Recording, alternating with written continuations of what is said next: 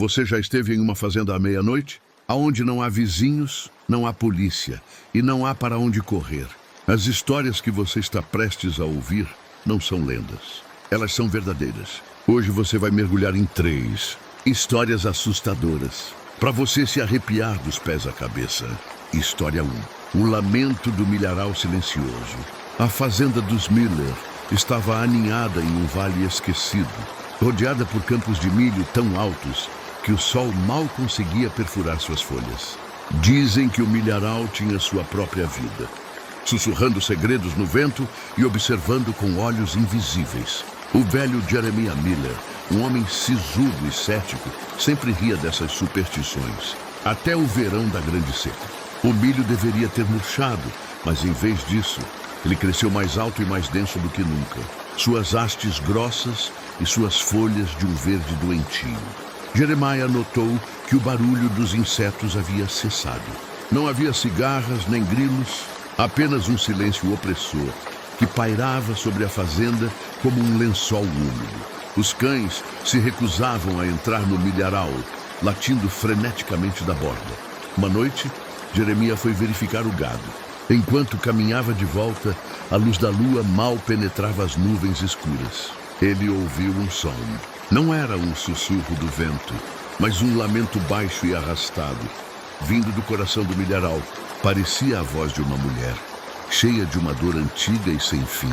Jeremiah, apesar de seu ceticismo, sentiu um arrepio na espinha. Ele tentou ignorar, mas o lamento se intensificou, ecoando em sua mente. Nos dias seguintes, o lamento se tornou mais claro, parecendo chamar seu nome. Sua esposa, Marta, começou a se queixar de pesadelos, sonhando com mãos finas e secas que se estendiam para ela do meio do milharal. Jeremiah, sentindo um medo que nunca havia conhecido, pegou sua espingarda e decidiu enfrentar o que quer que estivesse lá. Ele entrou no milharal, suas botas fazendo um som estranho na terra macia. O ar dentro era pesado, abafado, e o cheiro era de terra úmida e algo mais. Algo doce e pútrido. O lamento o guiava, e a cada passo ele sentia a presença de algo o observando. Quando ele finalmente chegou ao centro, o lamento parou abruptamente. Não havia nada lá, apenas milho, milho e mais milho. Mas então ele olhou para baixo. No chão, entre as raízes entrelaçadas, ele viu algo. Um único broche de prata, antigo e enferrujado, que ele reconheceu como sendo de sua bisavó, que desapareceu misteriosamente naquelas terras há mais de um século. Jeremiah sentiu um calafrio que o atingiu até os ossos. Ele não havia encontrado a voz, mas havia encontrado uma pista. Ao sair do milharal, ele olhou para trás. Por um breve instante, ele jurou ter visto as folhas do milho balançarem de uma forma que não era natural, como se uma figura alta e esguia estivesse se afastando dele, rastejando de volta para a escuridão do silêncio. Desde então, os Miller nunca mais plantaram milho naquele campo. E nas noites de lua nova, quando o vento sopra de uma certa maneira, ainda se pode ouvir o lamento suave, um lembrete de que nem todos os segredos da fazenda podem ser colhidos. História 2. O curral do vazio. A fazenda Blackwood era conhecida por seus cavalos. Animais fortes e belos que venciam corridas e encantavam a todos. Mas o velho curral, no canto mais isolado da propriedade, era diferente. Era um lugar onde os animais não gostavam de ficar. Cavalos empinavam, mulas coiceavam e até mesmo os cães se recusavam a entrar, uivando para as paredes de madeira velha. Lucas, o novo tratador de cavalos, era um homem prático. Ele não acreditava em fantasmas. Quando o fazendeiro o encarregou de reformar o curral abandonado, Lucas pensou que era apenas mais um trabalho. No entanto, desde o primeiro dia, ele sentiu um frio incomum no local, mesmo no auge do verão. O ar parecia mais denso e um cheiro de feno velho e mofo pairava persistentemente. Ele começou a ouvir. No início eram apenas pequenos sons. Um leve arrastar de cascos, um suave relinchar, como se houvesse cavalos invisíveis correndo no interior. Lucas atribuía isso à sua imaginação ou aos ventos que passavam pelas frestas. Mas os sons ficaram mais claros. Ele ouvia o mastigar lento de feno, o som de um animal respirando pesadamente, e até mesmo um suave fungar que parecia vir logo atrás dele.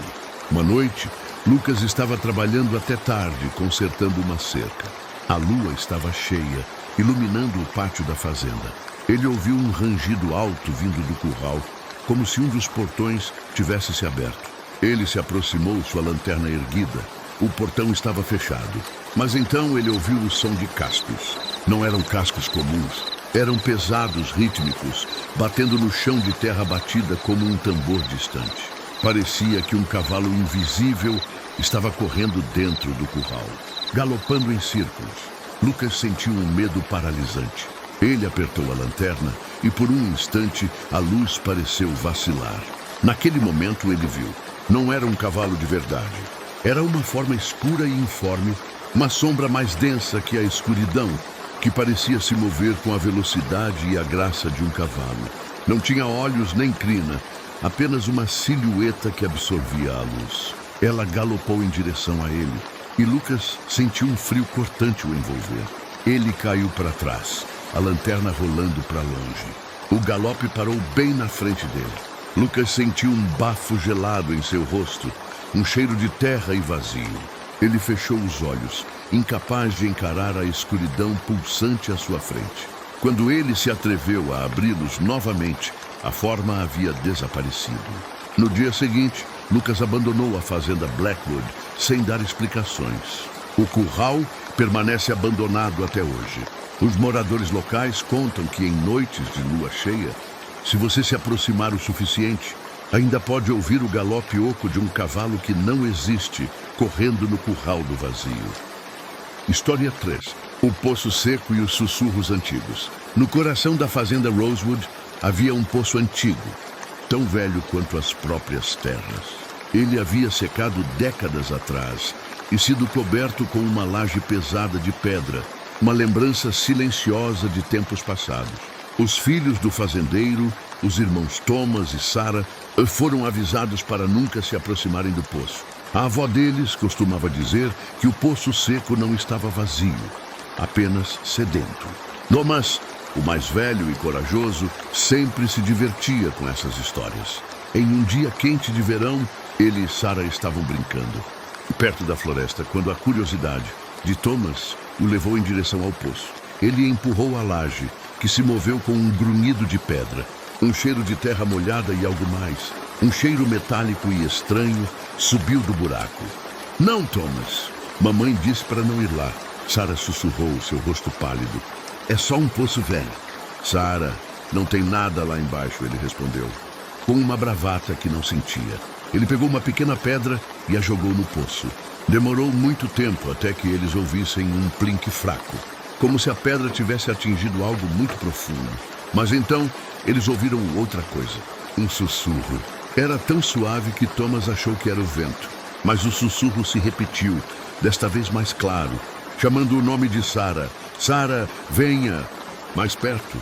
Sarah empalideceu ainda mais e se agarrou ao braço de Thomas. Eu ouvi isso, ouviu? Thomas estava em choque. Ele não conseguia negar. Os sussurros continuaram, parecendo vir de todas as direções, mas principalmente do poço. Eles falavam de brincadeiras, de doces, de um lugar seguro para se esconder. As vozes eram sedutoras e infantis, mas com um tom subjacente de algo muito, muito antigo e faminto. Eles correram de volta para casa sem fôlego e tremendo. Contaram aos pais, que os repreenderam por terem desobedecido e selaram o poço com cimento e uma nova laje. Mas os sussurros não pararam. À noite, Thomas e Sarah começaram a ouvir as vozes vindo de seus quartos. Primeiro, eram convites amigáveis para brincar. Depois tornaram-se mais urgentes, mais implorantes. Venha brincar conosco. Venha para o poço. Uma noite, Thomas acordou com um frio cortante em seu quarto. Ele olhou para o lado e viu Sarah parada ao lado de sua cama, os olhos vidrados e vazios. Ela estava vestindo sua camisola e segurava uma boneca de pano. Sarah, o que você está fazendo? Ele sussurrou. Ela se virou para ele e Thomas notou que um sorriso estranho e quase maligno brincava em seus lábios. Seus olhos não estavam focados nele, mas pareciam olhar através dele. Eles estão me chamando, Thomas. Eles querem que eu vá brincar com eles no poço. Sarah começou a andar em direção à porta. Thomas saltou da cama, pegou-a pelo braço e a puxou de volta. Ela lutou com uma força surpreendente para uma criança de sua idade, murmurando: "Deixe-me ir. Eles estão esperando. Não seja mal."